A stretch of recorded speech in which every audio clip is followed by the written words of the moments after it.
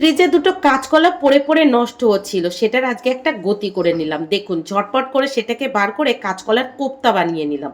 আর কি হয়েছে জানেন, এত বছর ধরে নাড়ু বানাচ্ছি, তবে আজকে নাড়ু বানাতে গিয়ে কি যে ভোগান্তির সম্মুখীন হলাম। Hello friends, good morning. আরেকটা ফ্রেশ নিউ ব্লগে আপনাদের সবাইকে অনেক অনেক স্বাগত।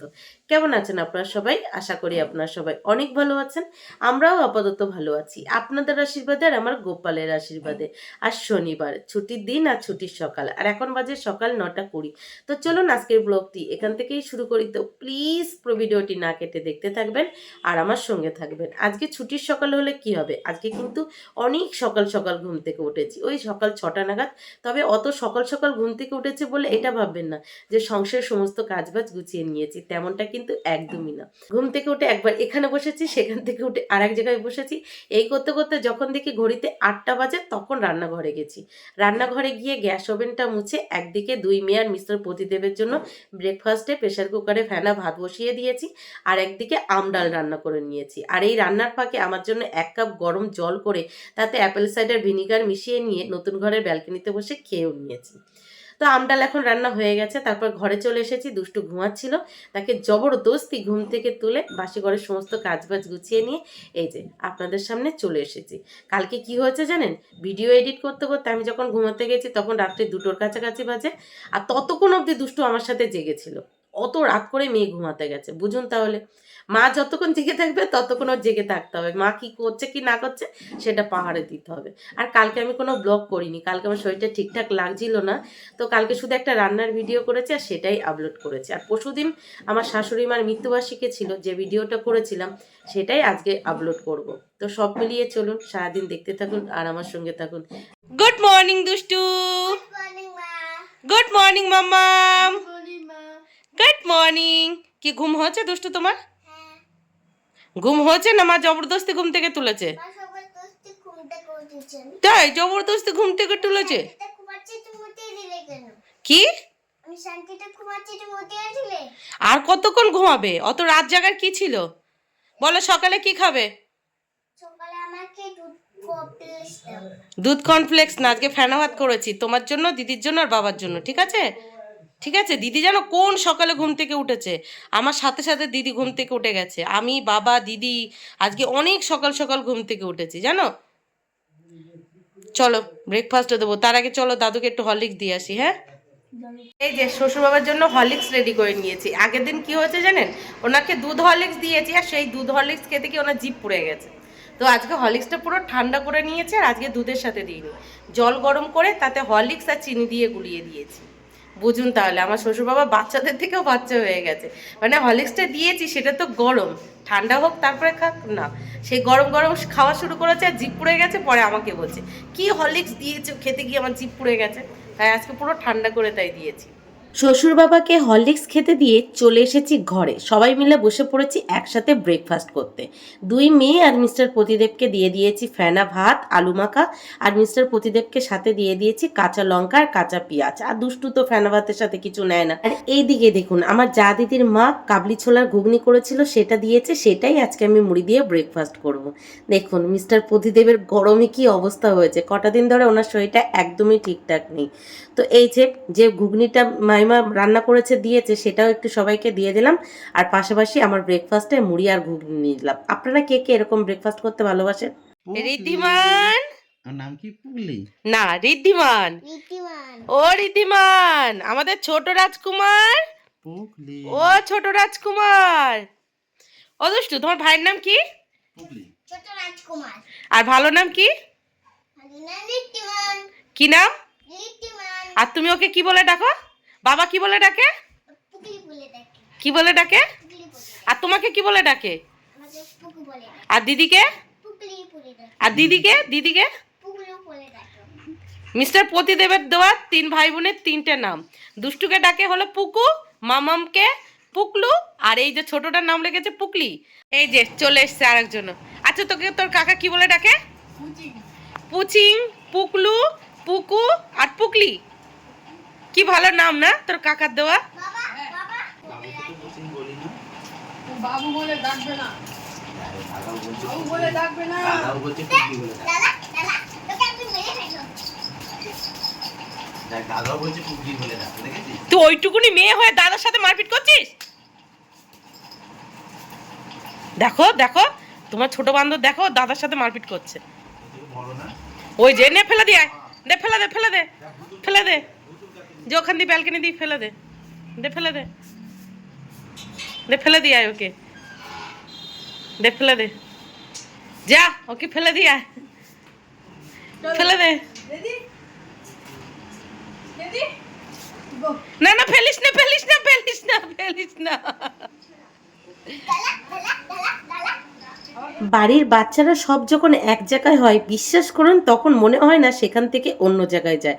ওদের দুষ্টুমি দেখতে খুব ভালো লাগে, আর ওদের দুষ্টুমি দেখতে দেখতে আমাদের নিজেদের ছোটবেলার কথা খুব মনে পড়ে। তো এইদিকে দেখুন, মিস্টার প্রতিদেব সকাল সকাল বাজার থেকে নিয়ে এসেছে মাছ, তো সেটা ধুয়ে নিয়েছি। আর মাছের তরকারি হিসেবে পটল আলু কেটে নিয়েছি, আর কাঁচকলা ছিল ফ্রিজে, সেটা কেটে এই যে সিদ্ধ বসিয়ে দিচ্ছি। এটা আজকে কাঁচকলার কোপ্তা বানাবো।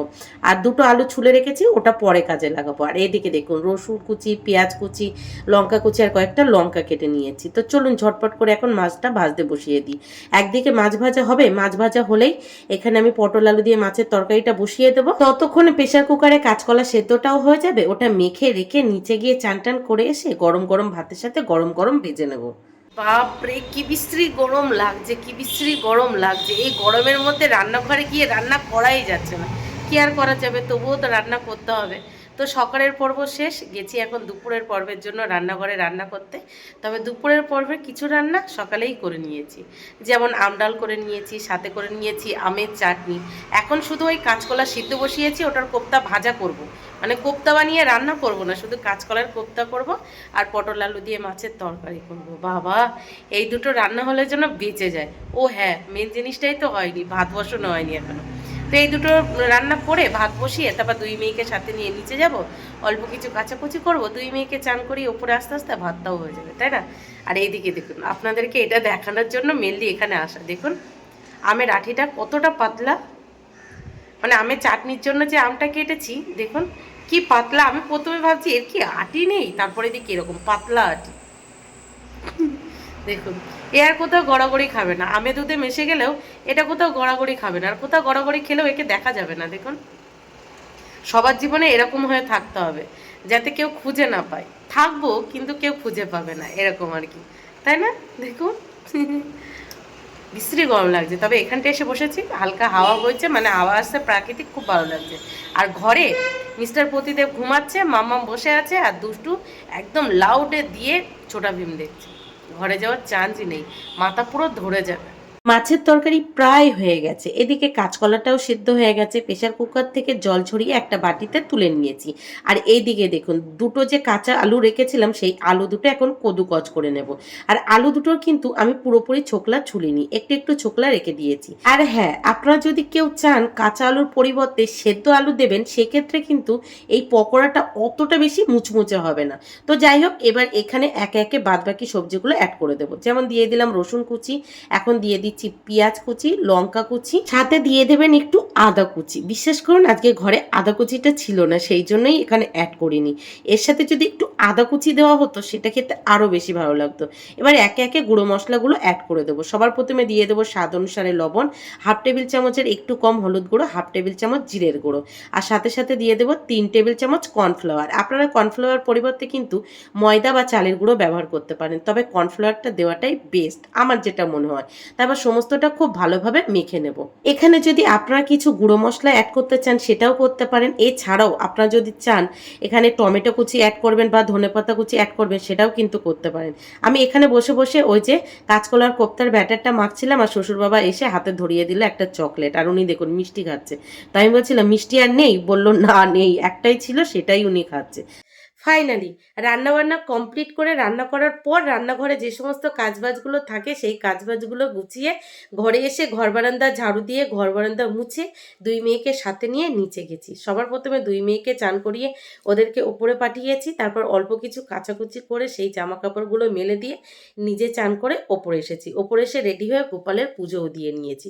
বুঝতে পারছেন, এই বিশ্রী গরম, তার উপরে মাথা পাটা রোদ, আর সেই রোদ্রের মধ্যে কাচাকুচি, তার উপরে মামার মাথায় শ্যাম্পু শ্যাম্পু করিয়েছি, সব মিলিয়ে মাথা পুরো ধরে গেছে, পুরো ধরে গেছে। তবে এখন সমস্ত কাজবাজ মোটামুটি গুছিয়ে নিয়েছি, বাকি আছে যেটা, সেটা হলো কাঁচকলার ওই কোপ্তার পকোড়াগুলো ভাজা। তবে এই গরমের মধ্যে রান্নাঘরে আর যাবো না, দেখেছেন ফ্যান অফ করে একটু কথা বলছি, পুরো চান করে ভিজে গেছি। এই জাস্ট যে চান করে এসেছি দেখে মনে হচ্ছে। তো এখন ঘরে ইন্ডাকশানে বসেই ওই পকোড়াগুলো ভাজবো, তারপর গরম গরম ভাত, গরম গরম তরকারি, আর সাথে হলো গরম গরম পকোড়া। দারুণ লাগবে। এইভাবে পকোড়া ভেজে খেলে একদম জাস্ট ফাটাফাটি লাগবে। শুধু খাওয়া যাবে, মুড়ির সাথে খাওয়া যাবে, এমনি ভাত ডাল সব কিছুর সাথে যাবে।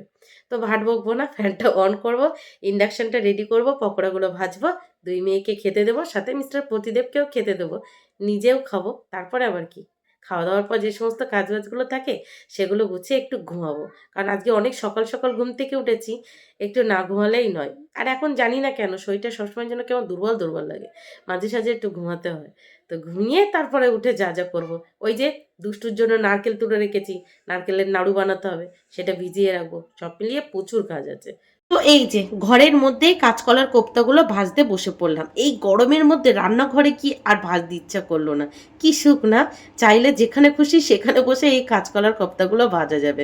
তো যাই হোক, ইন্ডাকশনের উপরে আমার ননস্টিকের কড়াইটা বসিয়ে দিয়েছি, যেটা আপাতত আর ননস্টিক নেই। তারপরে এই যে উল্টে পাল্টে বড়াগুলো ভেজে নিচ্ছি। আর আমি যখন এই বড়াগুলো ভাজি, আমার পাশাপাশি কিন্তু দুই মেয়ে গালে হাত দিয়ে একদম মনোযোগ সহকারে দেখছে যে মা এটা কি ভাজছে আর কখন দেবে। দুষ্টু ভেবেছে এটা হলো চিকেনের পকোড়া। আর এইভাবে পকোড়া ভেজে দিলে বাচ্চারা কিন্তু খুব হ্যাপি হ্যাপি খেয়ে নেবে।